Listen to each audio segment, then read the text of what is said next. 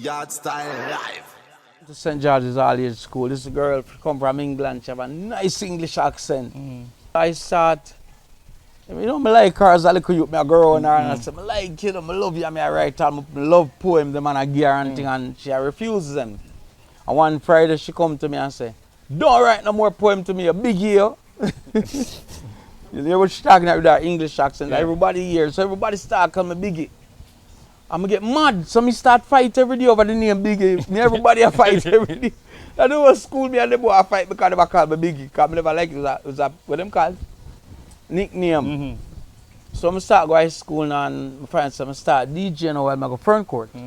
I'm pass the exam and I go front court, you know, and I go front court, I start the DJ run the sound them and thing, and I start go to the dance. But on the weekend now, my grandmother go do a thing now and buy me a Z90 bike. So me I go to school and my Z90 I ride go to school and see that I bored out. So you know, so I just jump on my bike when my grandmother thinks I'm there country at school, I garden me there. Wagwan, you're tuned to Yardstyle live.